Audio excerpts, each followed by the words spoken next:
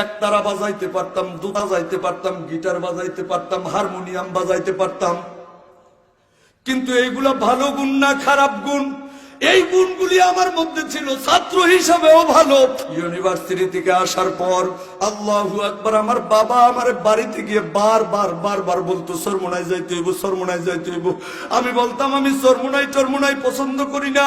আমার বাবা বলতো একটাবার যাও।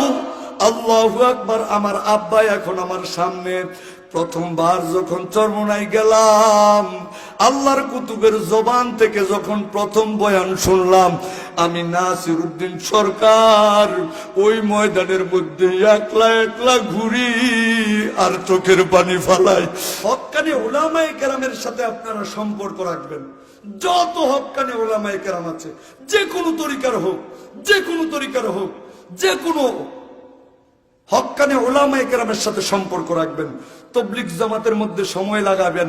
যদি সময় হয় চরমোনাইয়ের ময়দানে একটাবার যাওয়ার চেষ্টা করবেন। একবার গিয়ে যদি দেখেন ভালো লাগে, কুরআন হাদিস মতো চলতে পারেন, তাহলেই যাবেন, নয়তো আর যাওয়ার দরকার নাই। তাবলীগ জামাতেও একটাবার 3 চিল্লা দেন, দ্বিতীয়বার আর যাওয়ার দরকার নাই যদি ভালো না লাগে।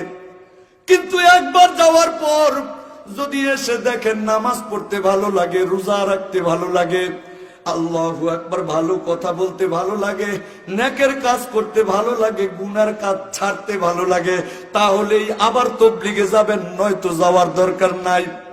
এই যে চলতি মাস, আল্লাহু আকবার, এই ফেব্রুয়ারি মাসের 22 তারিখে নরসিংদী কাউরিয়াপাড়া লঞ্চ ঘাট থেকে শিবপুর মুজাহিদ কমিটির উদ্যোগে 18 লক্ষ টাকা বাজেটের একটি বিশাল লঞ্চ এমবি রাজহংস 10 চরমোনাইয়ের উদ্দেশ্যে ছেড়ে যাবে।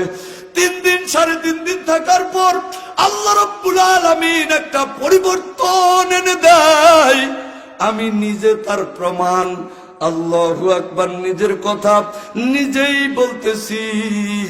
যখন অন্য সব কিছুতে সময় লাগাইয়া আমি নিজে যখন ইউনিভার্সিটিতে পড়লাম, ইউনিভার্সিটি শেষ করে ওই যে আমার বাবা আমার সামনে বসা আছে, মিথ্যা না, আমার আব্বা আমাকে বাড়িতে গিয়ে বলতো চরমোনাই যাইতে হবে।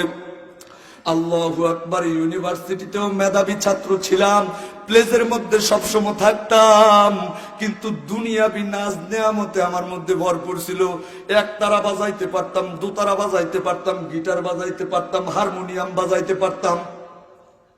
কিন্তু এইগুলা ভালো গুণ না খারাপ গুণ? এই গুণগুলি আমার মধ্যে ছিল, ছাত্র হিসাবেও ভালো, মেধাবীও ছিলাম। তার পূর্বে কওমি মাদ্রাসায় পড়ছি, আলিয়া মাদ্রাসায় পড়ছি। ইউনিভার্সিটি থেকে আসার পর আল্লাহু আকবার, আমার বাবা আমার বাড়িতে গিয়ে বারবার বলতো চরমোনাই যাইতে হইব। আমি বলতাম আমি চরমোনাই পছন্দ করি না।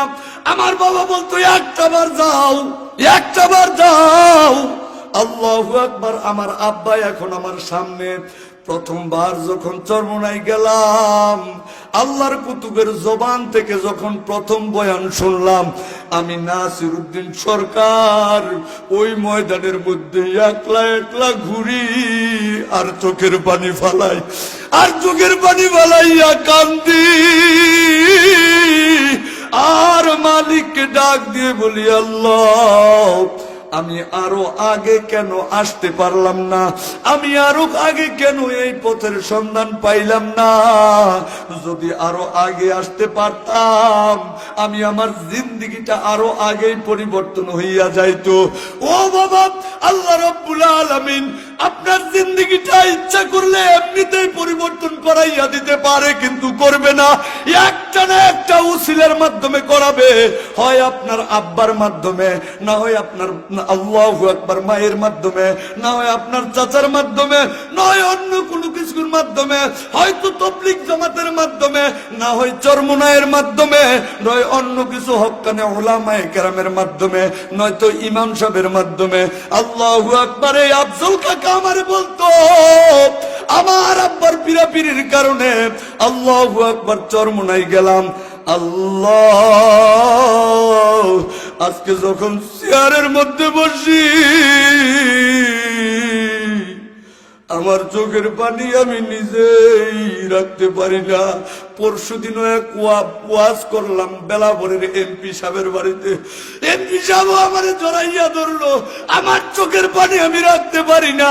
আমার মা যে কষ্ট করেছে, আমার বাবা যে আমার জন্য কষ্ট করেছে, আমার মা আমার বাবা যে আমার জন্য কষ্ট করেছে, আমার মনে হয় আমার মা বাবার চোখের পানি, আল্লাহর ওলিদের দোয়া আর আপনাদের নেক নজরের কারণে আল্লাহ আমারে আজকে সারা বাংলাদেশ ঘুরায়।